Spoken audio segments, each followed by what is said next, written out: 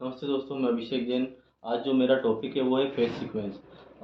उससे पहले हम समझते हैं कि फेज़ सीक्वेंस क्या है, उससे पहले हम ये समझते हैं उसका इम्पोर्टेंस क्या है। जब भी ट्रांसफार्मर हो चाहे अल्टरनेटर हो, उसमें पैरेलल ऑपरेशन के लिए हमें फेज़ सीक्वेंस की बड़ी इम्पोर्टेंस है। अगर फेज़ सीक्वेंस हमारा सही नहीं होगा तो शॉर्ट सर्किट हो जाएगा। और फेज़ सीक्वेंस हम जैसे जानते हैं ट्रांसफार्मर में पैरेलल कनेक्शन के लिए वोल्टेज रेशियो, परसेंटेज इम्पीडेंस और फेज़ सीक्वेंस ये चीज़ें का होना इम्पोर्टेंट है। तो उसमें एक फेज़ सीक्वेंस भी है, इसलिए हमें इम्पोर्टेंस देते हैं फेज़ सीक्वेंस को। अभी हम समझते हैं कि फेज़ सीक्वेंस क्या है। Positive phase sequence, negative phase sequence, zero phase sequence, 3 तरह की सीक्वेंस होती है। उससे हम समझेंगे आज 2 पॉजिटिव फेज़ सीक्वेंस और नेगेटिव फेज़ सीक्वेंस। अब हम समझते हैं पॉजिटिव फेज़ सीक्वेंस क्या होती है। उसके लिए ये एक 3 फेज़ की साइन वेव है। इसमें सबसे पहले हम समझ सकते हैं कि सबसे पहले वोल्टेज जिस फेज़ का पीक पे जाता है, तो वो है आर फेज़। फिर जा रहा है हमारा वाई फेज़ का वोल्टेज पीक पे, फिर हमें जा रहा है बी फेज़ का वोल्टेज पीक पे। इससे हमें पता चल रहा है कि आर, फिर वाई, फिर बी हमें पीक पे मिल रहे हैं।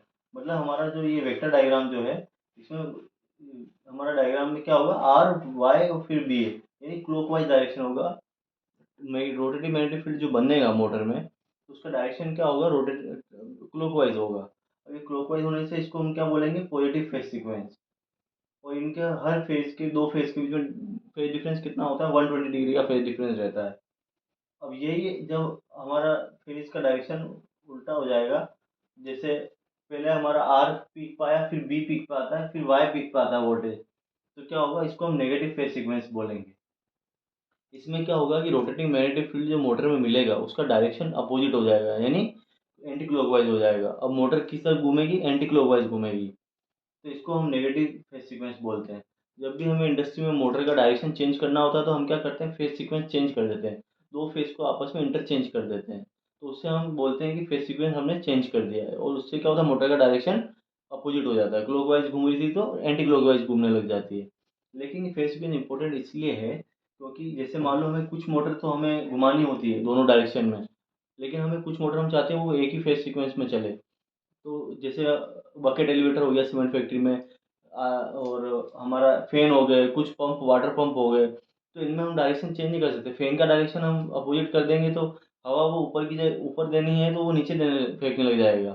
तो वो वाटर पंप है तो उसको पानी जो फॉरवर्ड फेंकना था, तो उसकी डायरेक्शन चेंज हो जाएगी। तो इसलिए हमें कुछ जगह हम उसको चेंज नहीं कर सकते, इसलिए फेज सीक्वेंस रिले भी लगाते हैं। जिससे क्या होता है कि जब भी फेज सीक्वेंस चेंज हो तो वो ट्रिप करवा दे, सर्किट सर्किट ब्रेकर के थ्रू हमारा जो सर्किट है उसको ट्रिप करवा दे।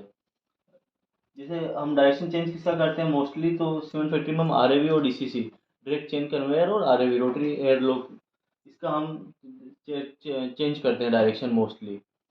और अब जनरेटर में हम बात करते हैं तो जनरेटर में क्या होता है कि नेगेटिव फेज सीक्वेंस के लिए ट्रिपिंग रहता है। नेगेटिव फेज सीक्वेंस पर आपको लिखा रहेगा एनोंसिएटर पे कि नेगेटिव फेज सीक्वेंस ट्रिपिंग है जनरेटर का। तो वो क्यों होता है ट्रिपिंग, तो जब भी अनबैलेंस लोड आता है जनरेटर में, तब ये नेगेटिव फेज सीक्वेंस की प्रॉब्लम आती है, negative phase sequence current flow होने लग जाती है। इससे क्या होता है, स्टेटर जो होता है जनरेटर का उसमें अनबैलेंस करंट फ्लो होती है। तो उससे क्या होता है कि रोटर में दुगनी फ्रिक्वेंसी की करंट फ्लो होने लग जाती है। इससे कोस ये इसके इफेक्ट ये होते हैं कि रोटर का टेम्परेचर जो होता है वो बढ़ जाता है और रोटर डैमेज होने का डर रहता है। और स्टेटर का भी टेम्परेचर बढ़ जाता है। तो आप जानते हैं कि रोटर के टेम्परेचर स्टेटर के टेम्परेचर पर ट्रिपिंग रहती है।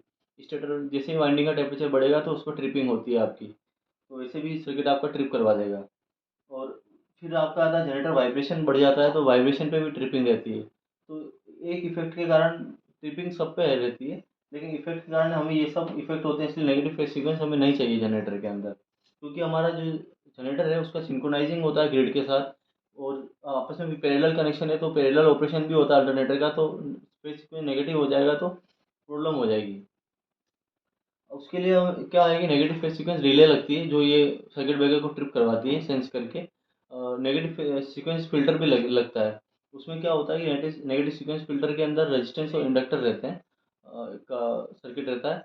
और सिटी जो होते हैं लगे स्टेटर वाइंडिंग के आउटपुट में लगते हैं, उस सिटी से आउटपुट नेगेटिव सीक्वेंस फिल्टर को मिलता है और फिर वो ट्रिप करवाने का काम करता है, प्रोटेक्शन के लिए लगाया जाता है। और आज के लिए इतना ही। धन्यवाद।